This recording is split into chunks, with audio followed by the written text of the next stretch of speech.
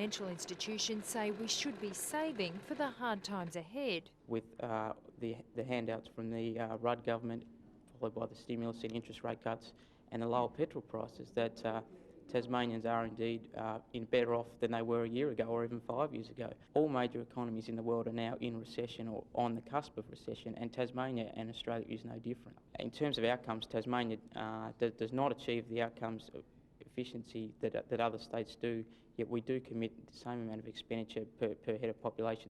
It was the derailment that finally brought the state of our railways to crisis point. How good is it to see tourists driving up and down the Midland Highway with zinc and logs and whatever?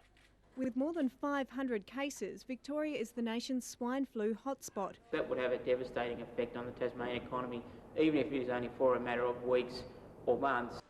Tasmanian business confidence has followed the share market, dropping dramatically in the past few weeks. That doesn't mean that's destiny. There's things that the state government and national government can do. Nationally, it's a bleak picture, but Tasmania is weathering the storm better than any other state. Businesses will not want to let staff go unless they absolutely have to. So we're seeing what they're doing is ramping down their working hours to save costs but keeping staff employed.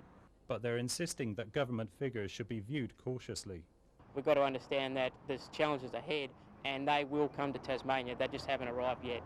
Businesses are hurting, the economy has taken a battering and its predicted recovery is still some way off. Business confidence continuing to recover will be dependent on the government actually delivering on the state budget that they've set down, and that's where the real challenge lies. The Tcci says the effect of the federal government's stimulus package has now passed and future recovery must be homegrown. The focus must return to maintaining Tasmania as an attractive place to do business. While it wasn't as busy in Hobart and Launceston, Tassie's early birds were just as enthusiastic when it came to snaring a bargain. That means that they're in a much better position to be able to afford to go and take advantage of the sale. That's why they need to have strong performance through the Christmas and post-Christmas sale. That worries the business community. We don't want part-time ministers that pick and choose the issues they want to be part of, and when the going gets tough in Cabinet, they walk out. The grim forecast for the future of energy came from the Tasmanian Chamber of Commerce and Industry. We can't get further investment in energy in Tasmania. We will have more blackouts and we'll have higher prices. It's the thing everyone talks about when they go through Hobart. What's going on with Myer?